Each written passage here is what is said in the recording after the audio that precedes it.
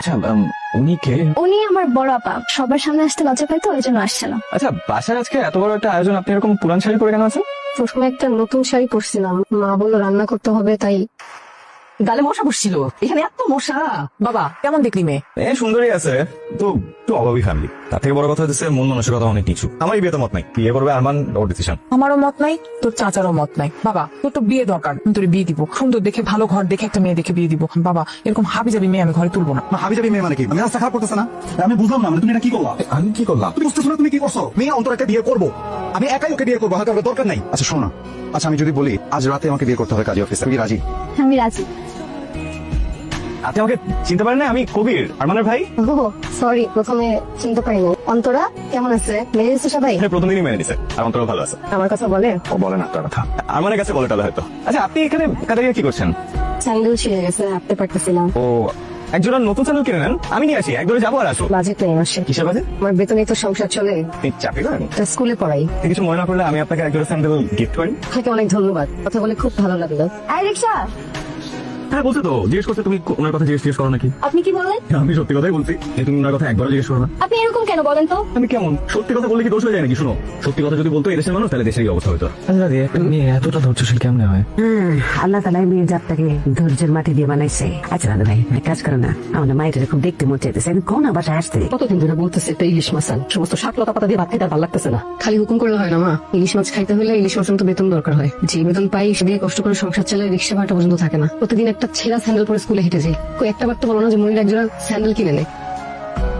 কেমন আছে? আজকে এত দেরি করলেন যে? আপনি আমার জন্য অপেক্ষা করছিলেন? হ্যাঁ। আমার জন্য অপেক্ষা কেন করছিলেন? আপনার সাথে কথা বলতে খুব ইচ্ছা করতেছিল। আচ্ছা মনিরা, আমি কি আপনাকে তুমি করে বলতে পারি? আমার মনে হয় আমি আপনার বয়সে বড়ই হবো। আচ্ছা তোমার আমাকে কেমন লাগে? ভালো। ভালো লাগে? মানে আমি তোমার প্রিয়? তোমাকে না আমি আমি কি বলে যে বুঝাবো যে তোমাকে আমার প্রথম দিন থেকে কতটা ভালো লেগে গেছে। মানে আমি সারাক্ষণ তোমার কথা ভাবি, সারাক্ষণ তোমাকে নিয়ে চিন্তা করি, সারাক্ষণ তোমার সাথে আমার কথা বলতে ইচ্ছে করে, সারাক্ষণ তোমাকে আমার দেখতে ইচ্ছে করে। মানে আমার তোমার প্রতি এত মায়া হয় জানো, মানে আমার বুকের ভিতরটা মনে হয় ভেঙে চুরমার হয়ে যাচ্ছে আমি তোমাকে দেখতে না পারলে। মানে আমার হুসটা কি কি হচ্ছে আপনার? Sorry, I'm really sorry. Aunty আসসালামু আলাইকুম। ওয়ালাইকুম আসসালাম, কেমন আছো তুমি? ভিতরে কেমন আছে? আচ্ছা ভালো আন্টি, অনেক ভালো আছে। সেই দিনের ঘটনার জন্য আমি খুবই দুঃখিত। কিসের কথা বলতেছো? না আন্টি কিছু না। আন্টি আপনি কি বাজার করতে আসছেন নাকি? না বাজার করতে আসছি, কিন্তু আয়সা কি লাভ, বড় মাছ তো আর কিনতে পারি না। কতদিন আগে একটা ইলিশ মাছ খাওয়ার ইচ্ছা হয়েছিল। বলছি তো বেতন পেলে কিনে দিব। আচ্ছা আন্টি আপনি কিছু মনে না করলে আমি আজকে ইলিশ মাছ কিনে দিই। অবশ্যই মনে করবো, আমি কার কাছে ধার নিই না। এত জামা কাপড় কার? কার আবার? আমাদের। ও শোনো, শুক্রবার দিন মা আসবে, মাকে শাড়ি দুটো দিয়ে দিবো, ঠিক আছে? মনিরার জন্য কিছু কিনে দেবো? না আসলে আপার অন্যের পছন্দ করা জিনিস পছন্দ হয় না, এই জন্য ভাবলাম কিনে শুধু শুধু টাকা নষ্ট করার কি দরকার। আপার ঢং তো আমার জানা আছে, তাই আর কিনে নিয়ে। তোমার সমস্যা কি তোরা? মনিরার কথা শুনে ধরা কেমন করো? হ্যাঁ সবসময় মনিরের সাথে কেন তুলনা করতে হবে? এটা তো ঠিক না। আমি তুলনা করছি না মান, আমি বোঝার চেষ্টা করতেছি যে মানে ওনার তো দুইটা মেয়ে, কার অবস্থান কোথায় সেটাই বোঝার চেষ্টা করছি। তা কি বুঝলে বাবা?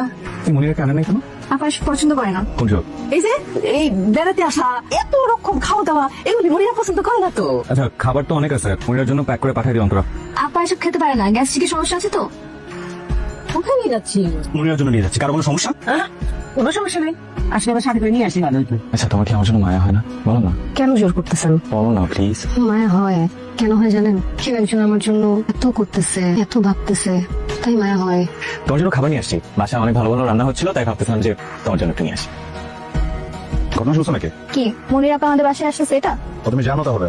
আমি ভাবলাম কিছু বলতেছো না, জানো নাকি জানো না।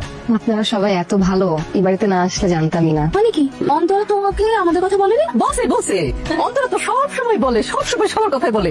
আপা আপনার কানের দুল যেটা দেখতেছিলাম খুব সুন্দর, কত টাকা দাম, কতখানি সোনা এখানে? এইটা অন্তরা শ্বশুর গতবার আসার সময় নিয়ে আসছিল, আমি বলতে পারবো না আপা। আমার কানের দুলটা পাচ্ছি না, ড্রেসিং টেবিলের উপর ছিল। নিচে পড়ছে হয়তো, আমি খেয়ে খুঁজে দিচ্ছি। আমি সব জায়গায় খুঁজছি, কোথাও পাইনি। আপনার মনে হয় মনটা এখনো খারাপ না? খারাপ করেন না আপা, এক জোড়া দুল হারাইছে তো কি হয়েছে, আরো হাজার জোড়া দুল আসবে। না আসলে এই বাড়িতে এরকম তো কখনো হয়নি। এমন একটা দিনে ঘটনাটা ঘটলো, আমার তো খুবই খারাপ লাগতেছে। কোনো সমস্যা নাই, আমাদের সাথে তো একটাই ব্যাগ, ব্যাগটা যদি খুলে দেখা দিতে পারি তাহলে মনে করেন আপনারাও সবাই ক্লিয়ার থাকলেন, আমার মনেও শান্তি পাইলাম। ধন্যবাদ, থাক। মনিরা, কি করছিস? এটা তো আমার দুলটা। না